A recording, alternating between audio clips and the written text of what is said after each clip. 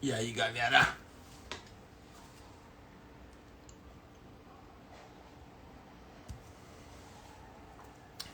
Chegando aí, turma. Boa.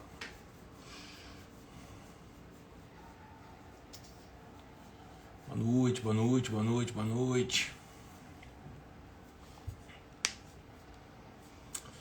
E aí, galera? Só esperando o Douglas entrar aí.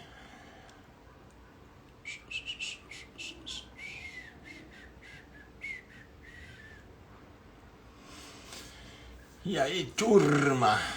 Pau tá quebrando esse negócio aí, né?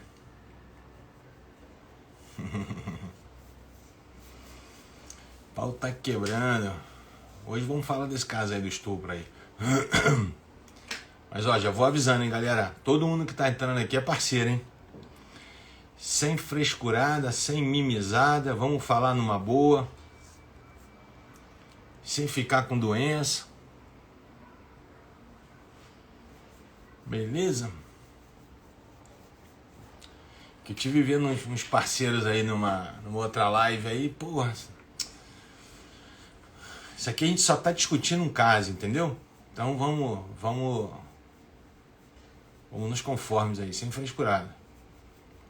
A gente vai analisar tecnicamente a coisa, entendeu? Na verdade já tá mais do que saturado, né? Porra, cadê o Douglas? Será que o Douglas tá com horário diferente lá no Mato Grosso do Sul?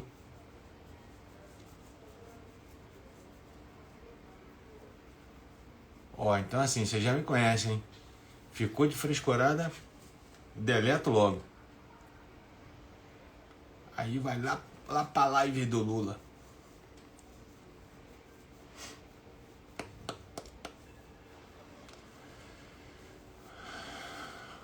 Cadê, rapaz? Cadê meu parceiro aqui, pô?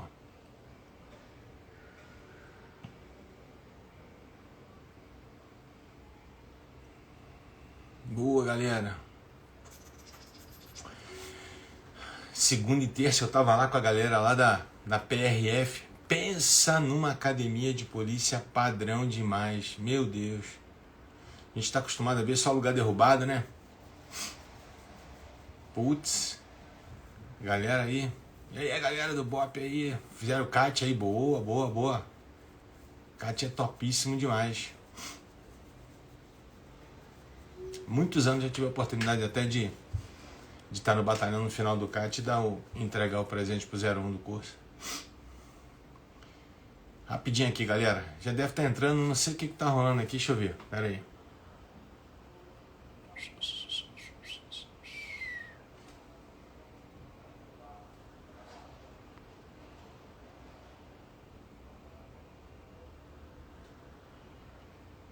Peraí.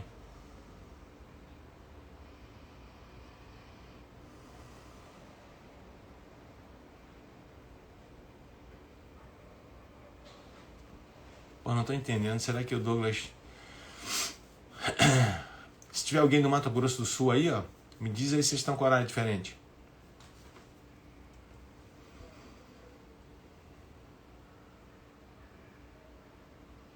Boa, valeu, galera. Tá aqui, chegou aqui o Douglas.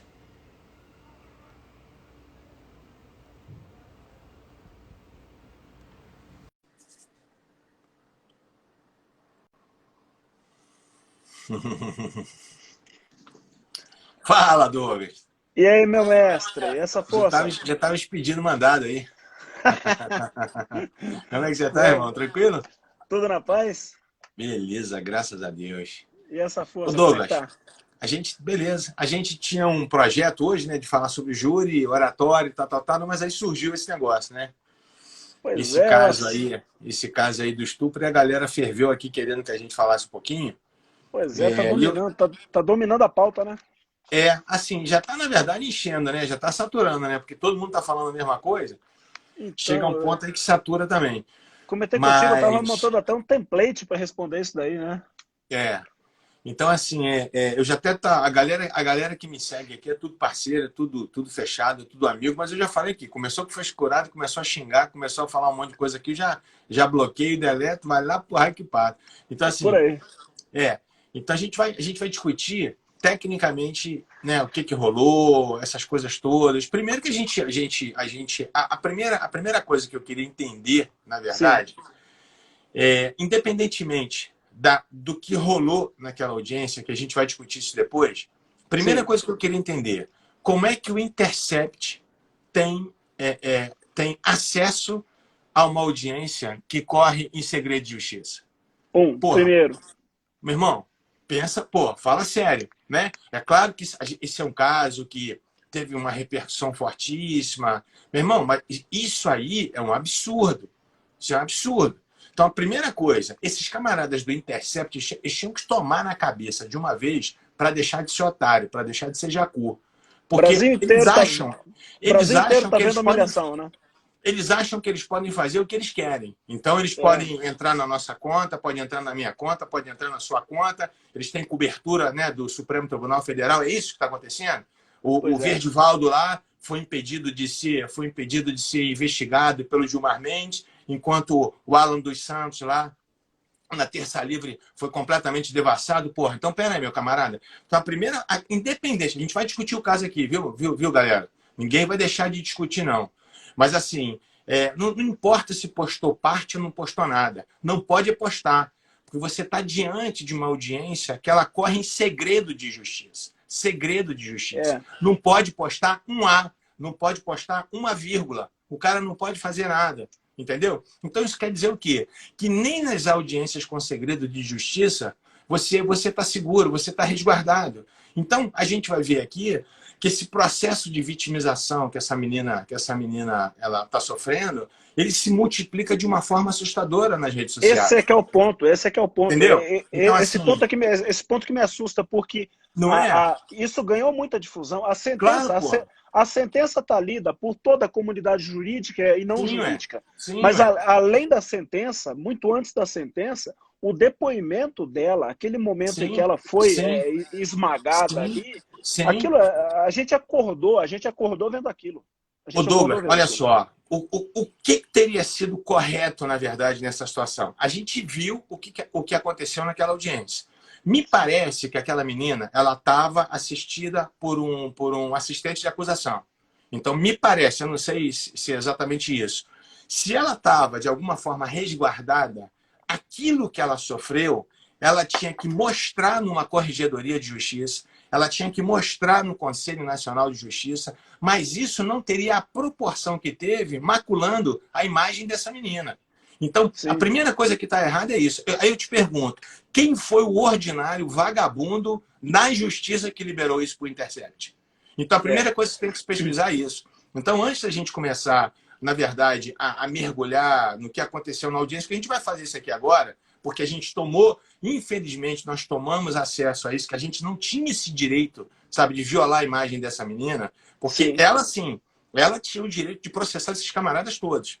Então, assim, ela sim. foi arrasada naquela audiência. Mas nós não tínhamos o direito de ver isso. Por isso é que nesses casos correm segredo de justiça. É por isso que a cifra negra nos crimes sexuais ela é absurda. É por isso que as mulheres não se dispõem a chegar Exato. nem mesmo numa delegacia de mulheres, sabe, e dar início a uma investigação por causa de umas palhaçadas dessas, por causa de uns, sabe, de umas ilegalidades dessas. Você Então, não primeiro preserva. ponto.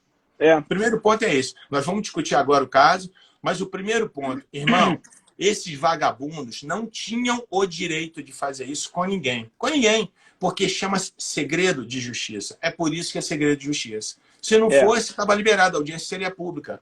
Então, é. os caras já têm acesso a uma audiência que corre em segredo de justiça. E aí eles liberam a parte que interessa a eles, né? Porque a audiência rolou. É, Rogério, você toca no ponto que respeitada a proporcionalidade, mas é um ponto sequencial que me preocupa e passa a me preocupar até mais. É como se a gente estivesse numa linha já alta em termos de gravidade, que é o fato de ter tido acesso a um processo de segredo de justiça, mas consegue tornar a coisa mais grave ainda, que é o fato de você, tendo acesso, mostrar só um excerto. Você pinça sim, um excerto, você pinta um trecho e mostra só o trecho. E a hora que você mostra só o trecho, você não mostra o contexto, o todo. aí você faz uma salada danada. E dentro dessa sim, salada danada, você mostra ali a menina chorando e já entra com a tese de que ela foi absolvida por conta de um pedido de estupro culposo. sim. E aí você já esculhamba, Esse é o segundo ponto. Esse é o além da segundo menina, ponto importante. você já É, esculhamba também o órgão exatamente. persecutório. Além da É, ilegalidade de publicizar, de divulgar uma audiência que corre em segredo de justiça, o retardado mental ainda me coloca na matéria estupro culposo, dando a entender que ou o Ministério Público ou o juiz escreveram essa estupidez na sentença ou nas alegações finais. E a gente exato. sabe que não acontece isso. Pô, ninguém aqui é trouxa, são todos profissionais. Aí vem um retardado mental desse do Intercept e coloca lá estupro culposo. Ele cria essa expressão porque, como ele não entendeu que o estupro não houve dolo no estupro, o retardado não se deve saber nem que é dolo, nem qual é a diferença de dolo e culpa, como não houve dolo, ele consequentemente já colocou na cabeça dele que o estupro foi culposo. Então, assim, ele já começa a criar uma celeuma jurídica desnecessária. Aí o que acontece? A primeira coisa que você fica pensando, porra, será que o promotor de justiça colocou estupro culposo? Será que o juiz É. de direito desclassificou e depois viu, obviamente, que não existe tipicidade para estupro culposo? E não, Cara, sabe? Então, assim, ele, já foi a segunda canalice. A primeira Rogério, canalice foi essa. ele vai naquela cadernetinha dele lá que diz dólar é quando tem vontade, culpa é quando não tem Sim, vontade. E dentro daquela cartilhazinha, tanto é que nas postagens do Intercept, eu não sei se você chegou a ver no Twitter, mas nas postagens do Intercept há a expressão que o promotor entendeu que não houve a vontade de estuprar, sim, criando uma espécie de, aí eles colocam aspas, estupro culposo. sim. A gênese da expressão estupro culposo está nos tweets do Intercept.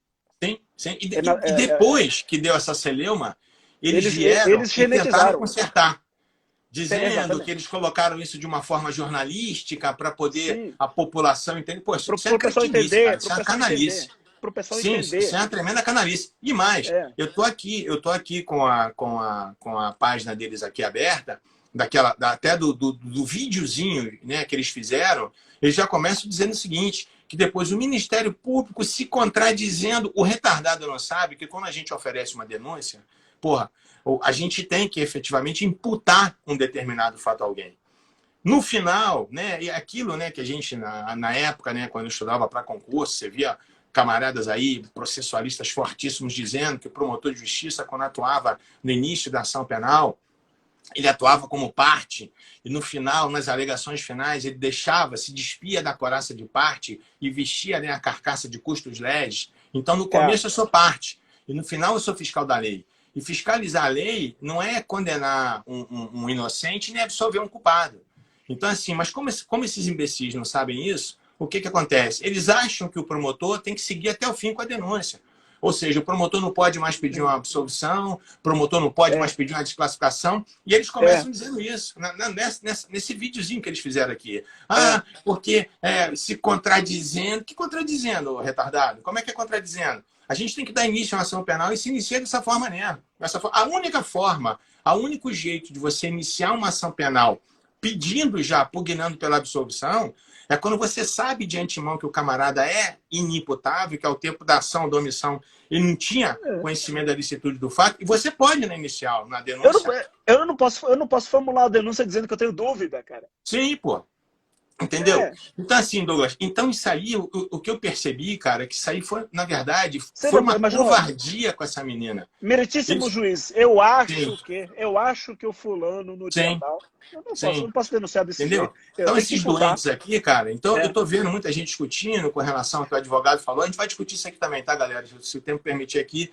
Mas, assim, as primeiras coisas que eu quero apontar é isso. Primeiro, que esse camarada do Intercept tem que ser processado. E não tem que ter guarida, não tem que ter mãozinha na cabeça de nenhum ministro do Supremo Tribunal Federal.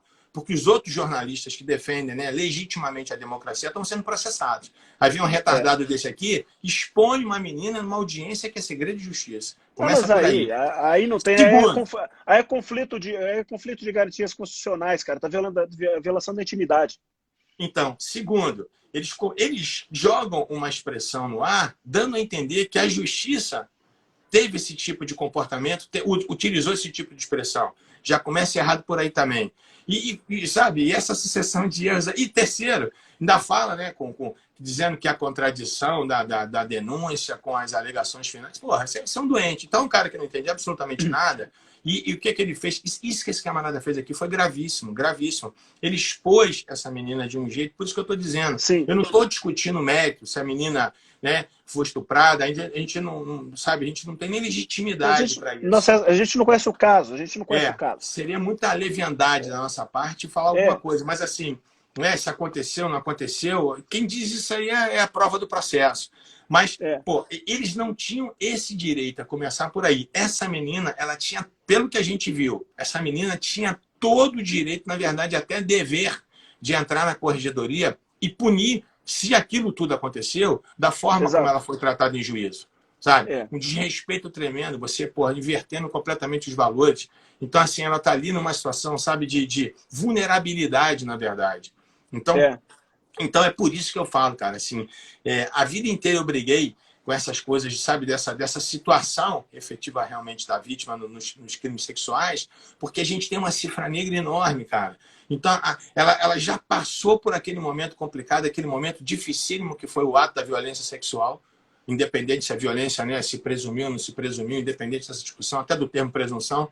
Mas, enfim, mas depois, parece que a violência pior é depois. Sabe? Aquilo que a gente chama de vitimização primária, secundária, agora terciária. Muitas vezes é pior, pior. Às vezes a pessoa, ela prefere engolir a seco aquilo que ela sofreu para não sofrer esse tipo de constrangimento.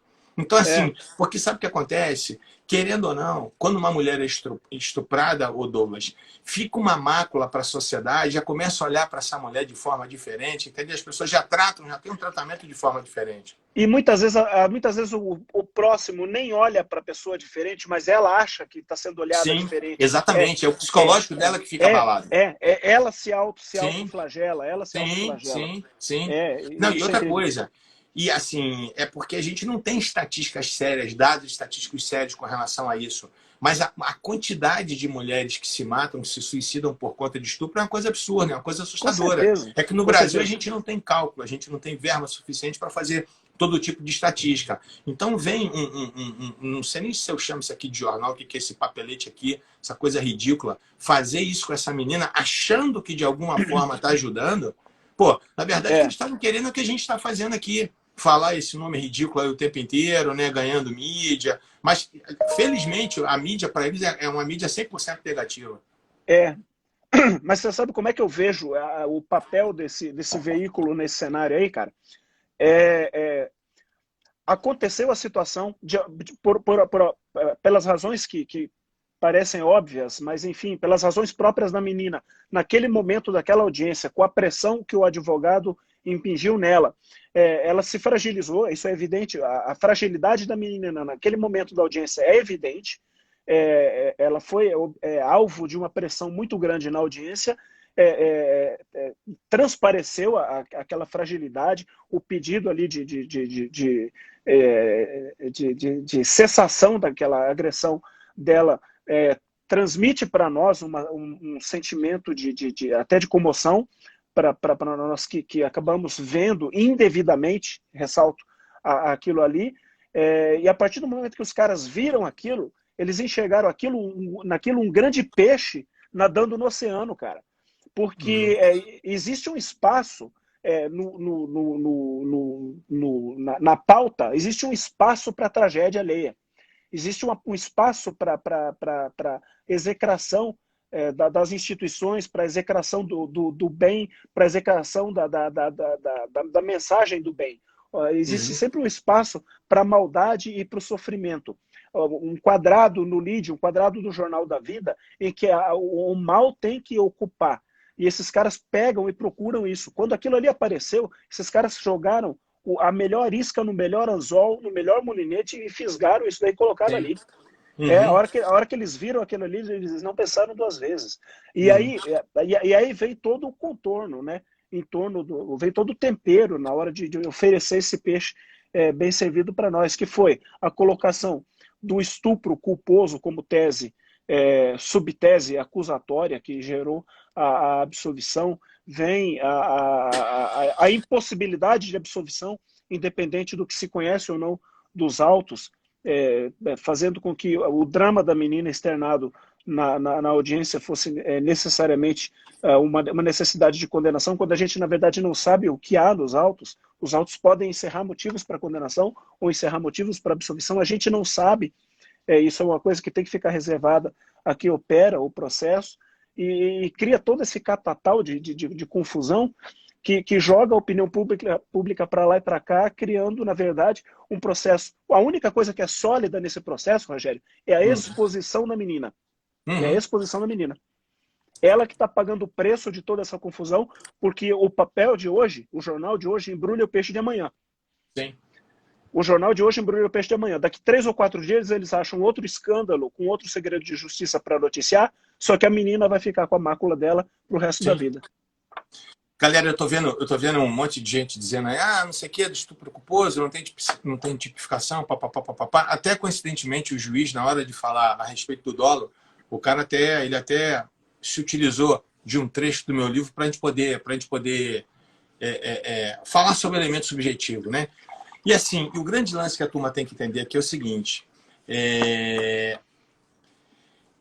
a gente não conhece efetivamente as provas do processo. Ninguém aqui vai querer crucificar a vítima, vai querer ou crucificar o próprio réu, porque a gente não tem esse direito de fazer isso, porque a gente não funcionou nesse processo.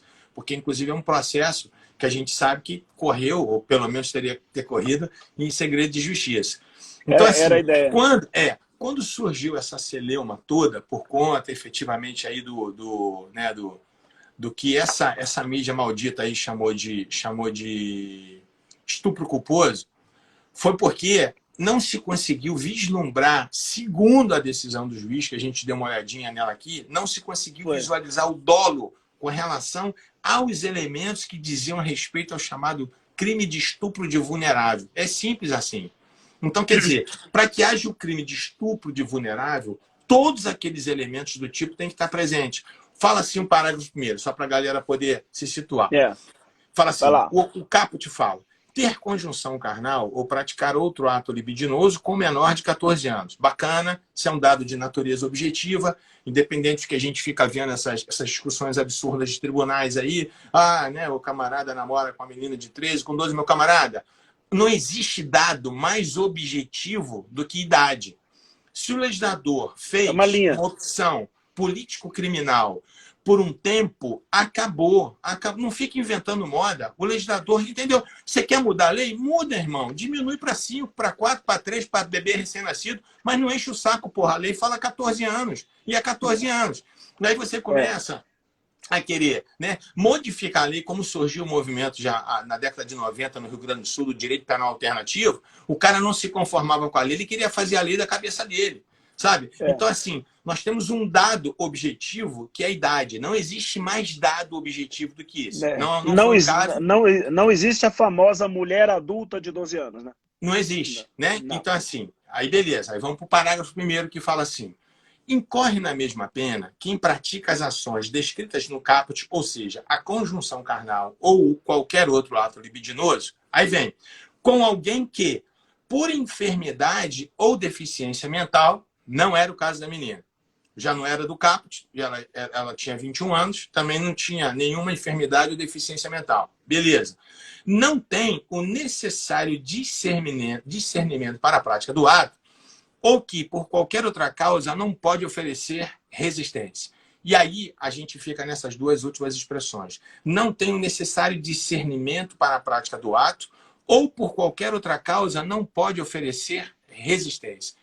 Por qualquer outra causa não pode oferecer. Exatamente. A questão. Ou seja, ao que parece, essa menina, ela disse, pelo que eu li, né, na decisão do juiz e também na alegação final do Ministério Público, pelo que eu li, eu li as declarações dela, parece que ela disse que tomou um gin, alguma coisa, ou tinham colocado alguma coisa na bebida, alguma coisa que ela desconhecia na bebida, e aí a gente já chega na seguinte situação.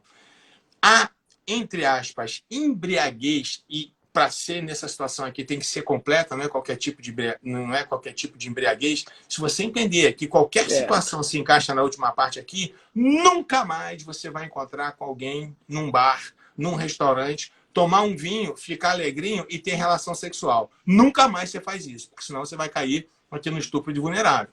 Então, para cair ela tem que derrubar. Tem que derrubar. Ou seja, você tem que, na verdade, aniquilar o seu poder decisório. É isso que é o estupro de vulnerável. O camarada está numa situação de vulnerabilidade, de fragilidade, de tal ordem, de tal grandeza, que o consentimento dele não é válido. É isso. Então, assim, aí vem aqui, essa que é a grande, seria uma grande discussão. A menina estava ou não estava? Rogério, é só você fazer a equiparação, é só você puxar. Quando ele coloca um menor de 14 anos, o menor de 14 é aquele que tem 11, que tem 10, que tem 7, que tem 6. Quando você pega um incapaz por enfermidade mental, é o débil mental, é o retardado mental.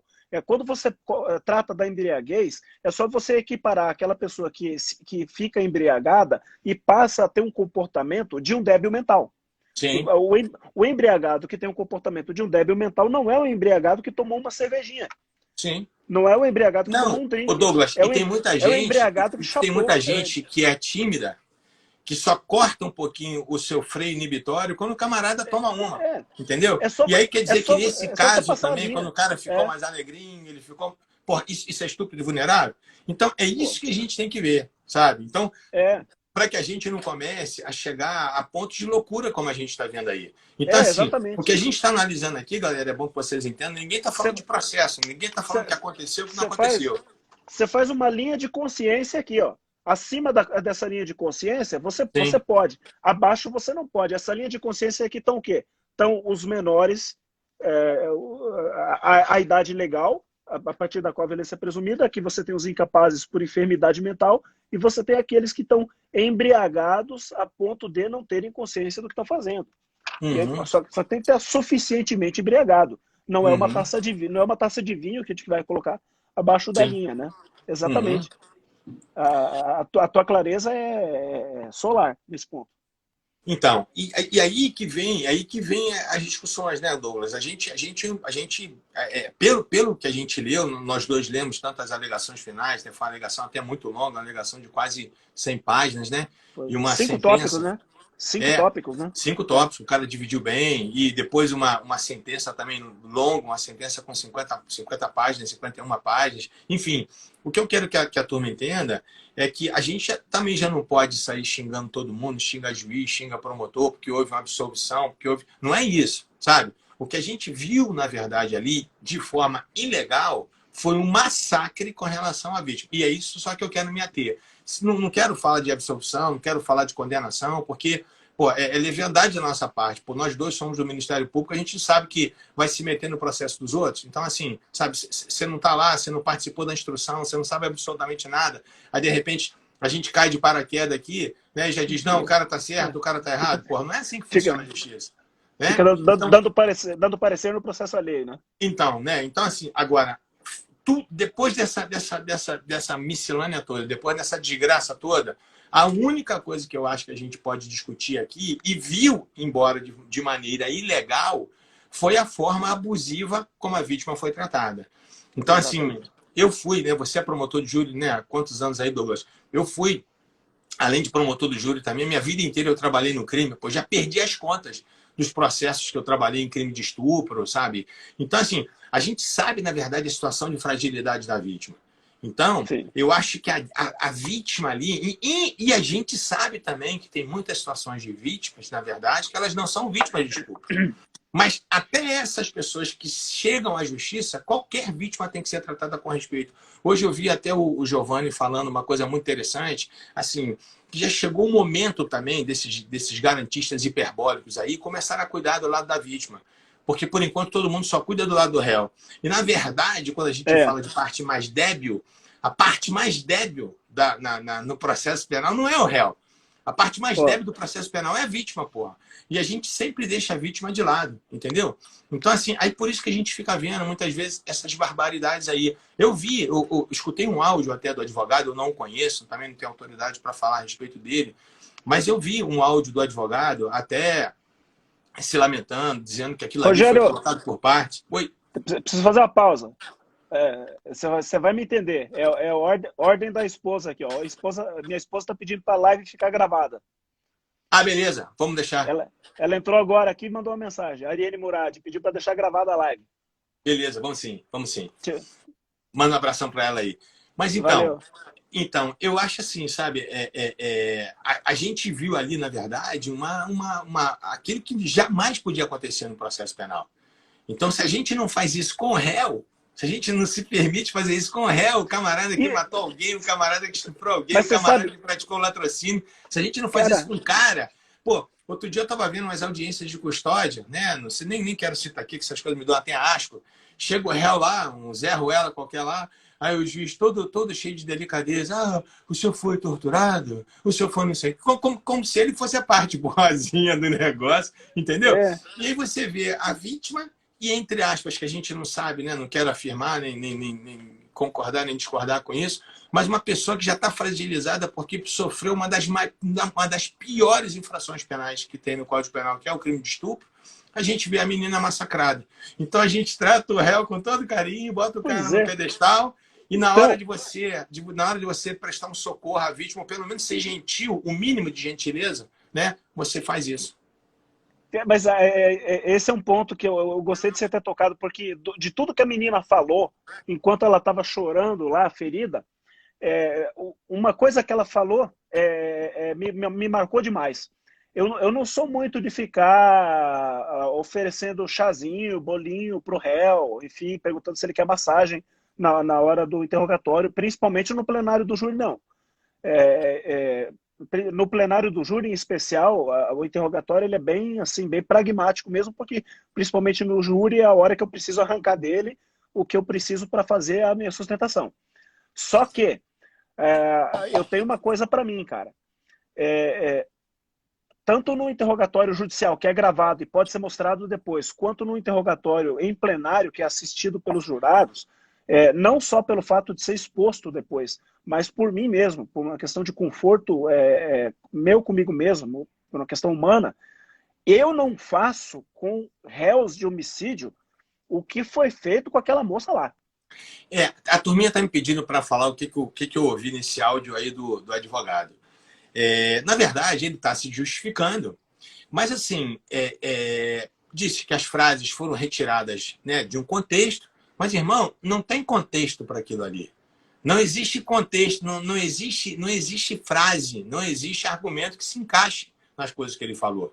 Então, por mais que agora ele queira dizer que a coisa, né, estava fora de um contexto, mas como é contexto chegar para a menina e falar que ela está em posição ginecológica? Qual é o contexto disso? Qual é o contexto de chegar para essa menina e dizer que ele não queria, né? Ele jamais gostaria de ter uma filha como ela? Qual é o contexto disso? Não tem contexto. São ofensas gratuitas, sabe? Então, assim, Dizer eu que, posso, eu posso eu quero que eu desejo que o meu filho nunca encontre uma filha uma filha, né, igual a como você. você e tal. É, Isso não tem contexto. Eu sei que, obviamente, que aquilo ali foi editado, né? Os caras procuraram colocar aquilo que fosse de mais pesado, né? Aquela coisa sim, toda, mas não existe contexto. Então, assim, por mais que o advogado tente se defender, dizer que fazia, né, parte de um todo, aquilo ali não existe. Aquilo é, não tinha que fazer parte do é, todo. Né? é, Eu podia tranquilamente, né, através das provas testemunhais lá, tinha um monte de testemunha que sim, obviamente atestou se a menina estava ou não estava, se ela estava em plena consciência, estava em plena consciência, né? Se ela podia, né, se localizar, ela sabia o que ela estava fazendo. E eu não preciso dessas coisas. E mais, a palavra da vítima, a gente sabe disso. A vítima ela é vítima. Então a gente tem que ouvir a palavra da vítima com ressalvas. Ela é vítima, pô. é, Ela vai querer, inclusive, jogar um sal, ela vai querer apimentar a história. Ela está no direito dela na qualidade de vítima. Então, sim, assim, por isso que a galera que faz concurso, por isso que vítima não pratica falso testemunho, ela pode mentir o tanto que ela quiser. Não existe o crime de falso vitimunho, o crime é de falso testemunho. E vítima não é é, testemunha, ela goza de um status diferente da testemunha. Funciona dessa forma. é, é. Mas eu fico até, eu paro até no degrau abaixo. Eu nem entro na questão meritória dos detalhes ali do que ele falou ou do áudio que ele viu depois, sabe? Uhum. Eu paro na própria questão postural. Prefiro nem predicar a postura do doutor advogado, sabe? Até para não polemizar além da nossa live. Uhum. A única coisa que eu vi ali, enfim, foi um distinguish com Sim. relação à minha forma de inquirir. E eu não faço, por isso que eu fiz até um paralelo com relação ao réu. Eu não digo isso nem, eu não inquiriria uma testemunha contrária, uma testemunha ex-adversa, uma testemunha de defesa daquela maneira. Porque eu poderia usar o paralelo de uma testemunha de defesa, uma testemunha ex-adversa, mas eu fiz um paralelo com o próprio réu. Eu não me dirigiria a um réu daquela maneira, porque eu acho... Só te interrompendo, Douglas, a galera parece que não entendeu muito o que eu disse. Eu disse que a vítima pode mentir à vontade, desde que essa mentira dela não se configure em alguma infração penal a ser apurada para entrar no Com crime de certeza. denunciação caluniosa. Mas É, ela pode aumentar, ela pode fazer uma série de coisas. E é por é, isso que muita gente, até entrando na nossa parte de concurso, que a gente falaria hoje, acabou que não vai falar, depois a gente marca uma próxima.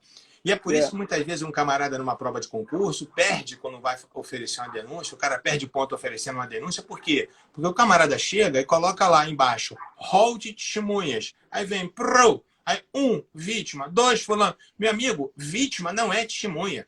Se ela fosse testemunha, ela não se chamaria vítima, ela se chamaria testemunha. Então, por isso que não existe o crime, né, de falso vitimunho. Existe o crime de falso testemunho. Porque a vítima pode mentir, desde que a mentira dela não se configure numa infração penal que vá dar motivo à instauração de uma investigação ou de um processo para ela ser processada por denunciação caluniosa, entendeu? Então, assim, uma quando eu coisa, falei que a vítima pode mentir, é nesse sentido, né? Pode dizer que foi no lugar, pode dizer que não foi, pode que fez isso, o cara fez aquilo, que não se configura infração penal. uma coisa importante para as pessoas entenderem quem sou eu para depois de Rogério Greco dar uma aula Não, sobre fala falso sério. testemunho. Mas um macetinho, só um macetinho para as pessoas entenderem é que ela está descompromissada com relação àquele fato sobre o qual ela está tratando, sobre o fato do processo, porque ela tem envolvimento com o fato do processo.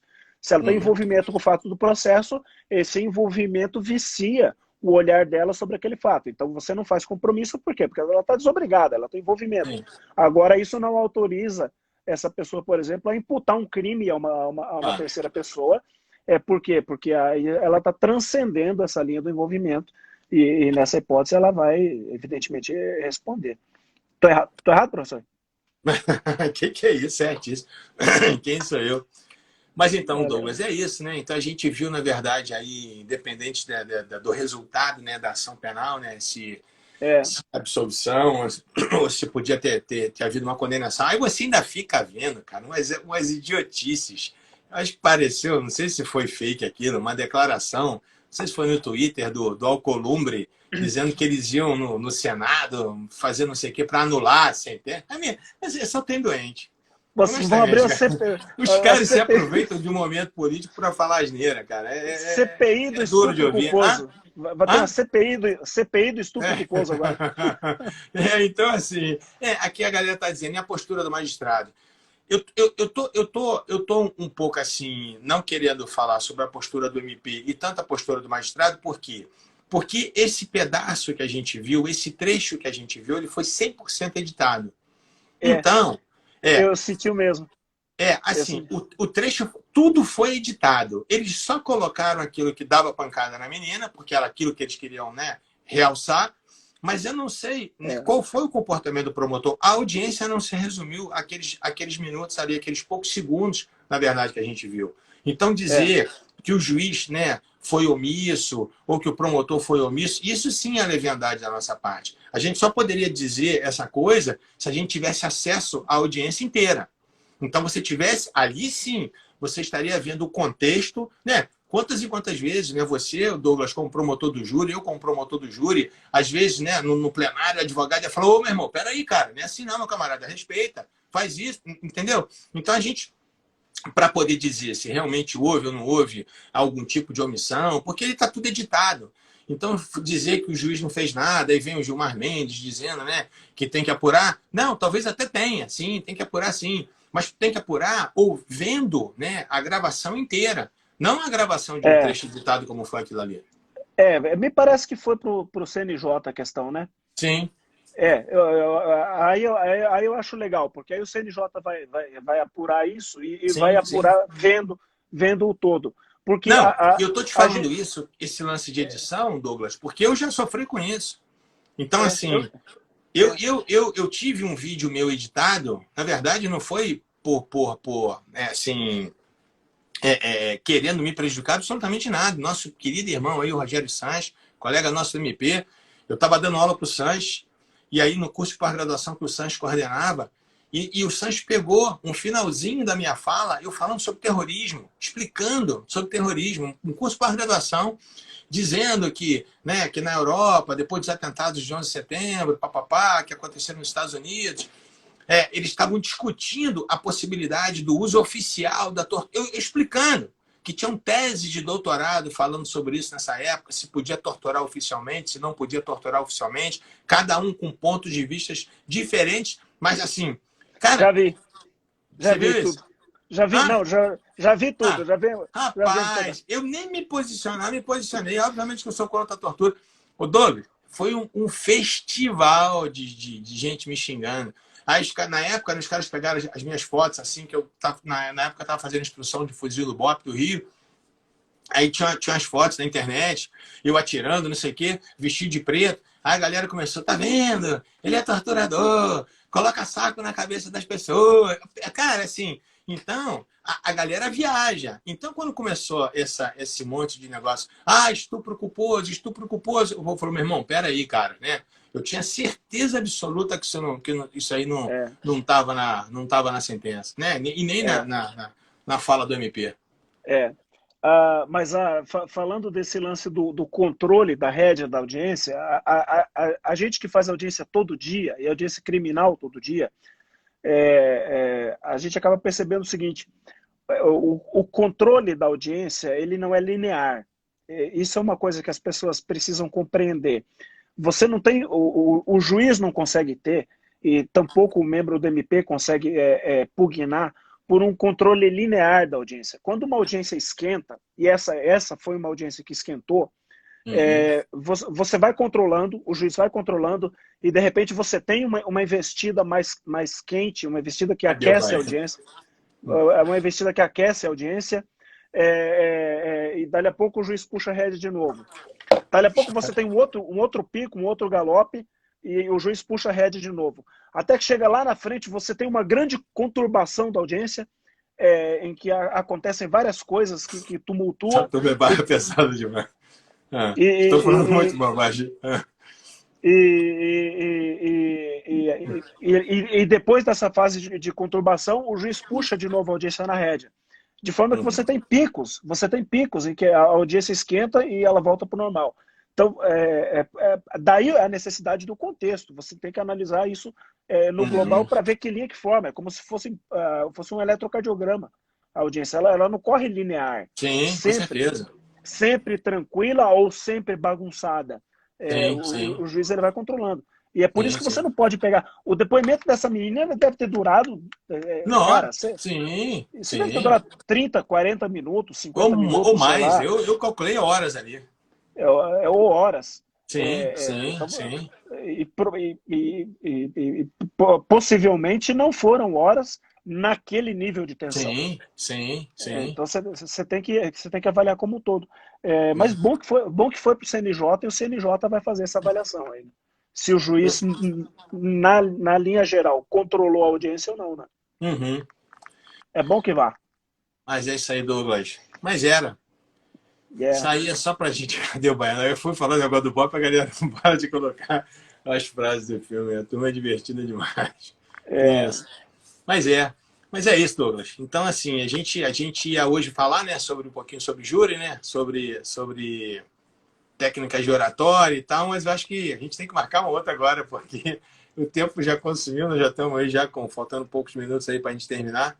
Mas 15 assim, minutos. eu acho que de todo isso aí, a mais prejudicada nessa situação toda aí foi a menina, né?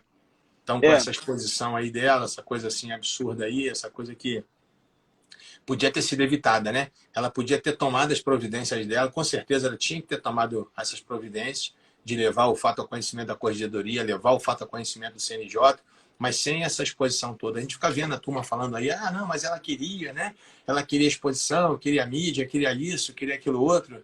E a gente sabe que não é bem assim, né? Ela não tá tirando onda num crime qualquer, cara. Ela tá tirando onda numa das infrações assim que trazem, né, uma das piores pestes para a pessoa, né? Então sim. não é. E agora você imagina a situação dela, né? Como é que deve estar para sair à rua, para fazer alguma coisa, né? Então o psicológico dessa menina deve estar muito abalado, independente daquilo, se ela fez, se ela não fez, isso aqui não cabe a gente decidir aqui, porque ninguém aqui atua no processo. Mas, enfim, Pois é, e eu também não faço, eu não gosto de fazer juízo de ninguém, sequer tendo havido o pedido de absolvição pelo membro do Por Ministério exemplo, Público lá eu vi e aqui a rapidamente absolvição, aqui, Douglas, um parceiro colocou aqui, não é estranho o MP pedir absolvição? Eu, particularmente, já pedi várias absolvições em crime de estupro. não, Existe uma é, coisa que a galera quiser dar uma olhadinha, eu tenho um livro que chama Direito Penal do Equilíbrio e tem algumas teses sim, criminológicas dentro dele. E nesse livro a gente discute uma síndrome chamada de Síndrome da Mulher de Potifar. O que é a Síndrome da Mulher de Potifar? Para a galera poder ter uma ideia. Normalmente os crimes sexuais, vamos colocar especificamente aqui o crime de estupro. O crime de estupro, como regra, agora a gente tem o estupro coletivo, essas coisas todas, mas como regra, o estupro ele é um crime que se pratica às ocultas. Ou seja, como regra, o estupro ele é um crime que não deixa, você não tem testemunhas, né? Hoje a gente vê que tem muitos crimes, né, de estupros coletivos, né, inclusive estupros né, entre aspas em baile funk, aquelas coisas todas, com muita gente assistindo, mas normalmente não é assim. A regra do estupro não é essa. Por isso que foi criada essa síndrome chamada de Síndrome da Mulher de Potifar. Então, para a galera que não conhece essa história, Potifar, ele era um comandante da guarda do faraó, e aí foi trabalhar um camarada na casa dele, vou resumir a história aqui, chamado José. José, né, ele era o 11º filho aí de Jacó. Os irmãos de Jacó tinham um ciúme violento de José, acabaram vendendo José para uma caravana que estava indo para o Egito. Né, ele como escravo. No Egito ele foi vendido, ele foi comprado pelo Potifar e começou a trabalhar na casa do Potifar. E aí a Bíblia fala que José era um camarada boa-pena, um cara fortão, não sei o quê. E a mulher do Potifar começou a querer pegar o José. E aí o José recusando, e não, e não, e não, e não. Um belo dia ele está arrumando os aposentos, né, do casal, e essa mulher chega, e ela quer ter relação com ele a qualquer custo. E aí o José sai fora, sai voado, e ela coloca a mão na roupa dele, no manto dele, e rasga a roupa. E ela ficou tão irritada com aquela situação dela ter sido rejeitada, que ela começa a gritar, se dizendo vítima de estupro. Aí José é preso, né? Depois vocês leem essa passagem na Bíblia, galera, muito interessante. José é preso, é jogado no calabouço, fica lá anos a fio no calabouço. Depois, né? Deus coloca José como segundo homem do Egito. Mas só um detalhe interessante nessa história. Na época, o crime de estupro era punido com pena de morte no Egito. O cara ia ser morto. As penas eram gravíssimas, eram severíssimas naquela época. Então, o estupro era punido com pena de morte. A pergunta é, por que José não foi morto? Por que José ficou no calabouço anos a fio, né? Até que Deus trouxesse José de volta e ele ocupasse o segundo lugar mais importante no Egito, depois do faraó? Por quê? Sabe por quê? Porque as pessoas conheciam a mulher de Potifar.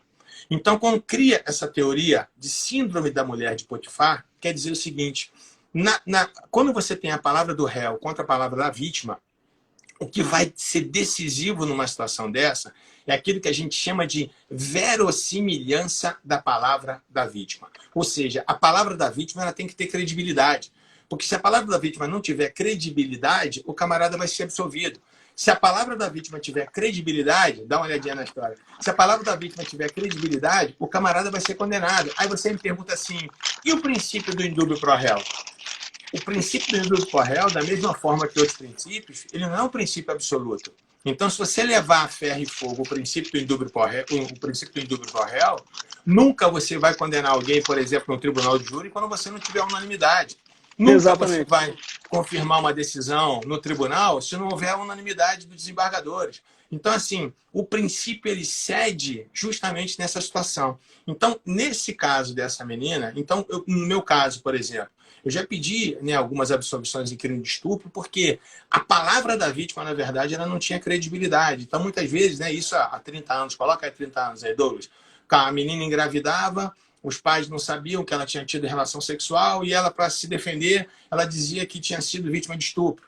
Entendeu? Aí, pô, não tinha havido absolutamente nada de estupro, tinha sido uma relação consentida. Então, você lidar com crime sexual, isso é muito delicado, é muito delicado. Então, por isso, se houve uma absolvição, é sinal que havia prova que conduziu a essa absolvição. Eu não estou dizendo que a prova era robusta, não era robusta, não é nada disso que eu estou dizendo. Beleza, galera? Porque é isso que eu estou insistindo com o Douglas aqui. A gente não funcionou no processo. Então, se houve uma absolvição, não é incomum, como a turma está querendo dizer, o Ministério Público pedir absolvição em crime de estupro. Perfeito. Não é incomum. Perfeito. Achamos, Síndrome da mulher de Potifar. achamos um magnífico e um singular ponto em comum, professor. As escrituras como fonte de ensinamento. Isso aí está em Gênesis 39. Uhum. Eu também. Conta, vê se você acha rapidinho a passagem aí, Douglas, só dessa quando o José está no quarto lá dela e ela começa a se dizer vítima de estupro. Que a gente já está quase no finalzinho, em 2 minutinhos a gente encerra. Vejam só, este hebreu que o meu marido trouxe para casa está nos insultando. Ele entrou no meu quarto e quis ter relações comigo, mas eu gritei o mais alto que pude. Logo que comecei a gritar bem alto, ele fugiu, deixando a sua capa no meu quarto. Uhum. Ela guardou a capa até que o dono de José voltou. Aí contou a mesma história assim: este escravo hebreu que você trouxe para minha casa entrou no meu quarto e quis abusar de mim, mas eu gritei bem alto e ele correu para fora, deixando a sua capa no meu quarto. Veja só de que jeito seu escravo me tratou. Quando ouviu essa história, o dono de José ficou com muita raiva. Ele agarrou José e o pôs na cadeia onde ficavam os presos do rei. E José ficou ali. Mas o Senhor estava com ele e o abençoou, de modo que ele conquistou a simpatia do carcereiro. Este pôs José como encarregado de todos os outros presos. E era ele quem mandava em tudo o que se fazia na cadeia. O carcereiro não se preocupava com nada do que estava sendo entregue a José, pois o Senhor estava com ele e o abençoava em tudo que fazia. Então, só para a galera entender a história, depois, né, um copeiro e um padeiro são presos. José revela o sonho dos dois, diz que um vai morrer em 3 dias e o outro vai ser solto em 3 dias. Depois pede para o que for solto chegar e falar para o faraó, né, que ele, né, revelou o sonho. E aí lá na frente, né, José é retirado, José revela o sonho do próprio faraó. Essa passagem é fantástica. Essa passagem é fantástica. José revela o sonho do próprio faraó e acaba tendo aqueles anos de seca, né, os anos de fartura. Enfim, mas é isso. Bom. Galera, Douglas, temos que fechar. Bom, passou rápido. Começamos com uma gravação clandestina do Intercept em pleno século XXI, 2020. Terminamos com o Gênesis. Quem diria, hein? Bom demais, galera. Ô, Douglas, brigadaço, tá? Um arco no tempo. Contigo aí. Valeu, mestre. Prazer demais, irmão. Aí vamos ver se agora a gente marca a próxima, galera. Que na verdade essa minha live com o Douglas aqui era para a gente falar sobre o Tribunal do Júri e falar também sobre técnicas de oratória, né? Mas aí, olha o Lindomar chegando aí. Fala, Lindomar! Lindomar, mestre. E a galera aí do Mato Grosso do Sul, hein? Galera aí, já a gente vai estar reabrindo as inscrições do nosso pós-graduação em Ciências Penais e Segurança Pública. Quem tiver interesse aí, entra no meu site, que já aqui vai estar a galera aí de Campo Grande, aí já tem um monte de inscritos, a gente suspendeu por causa da pandemia. Foi bom que o Lindomar apareceu, me liguei aqui, tá bom? E quem quiser conhecer a Síndrome da Mulher de Potifar, algumas coisas interessantes de criminologia, eu tenho um livro chamado Direito Penal do Equilíbrio, uma visão minimalista do direito penal. Aí você entra lá no meu site, lá, que tem uns descontos legais aí. Falou? Galera, obrigado aí, Douglas. Direito Penal do Equilíbrio é top, eu recomendo. Obrigado, irmão. Vai ficar salvo? Vou salvar. Tá, oi? Eu vou baixar e vou colocar no meu canal do YouTube. Fechou. Tá bom. Obrigado, gente. Beleza? Douglas, fica com Deus aí. Galera, fica com Deus. Aí. Valeu. Até.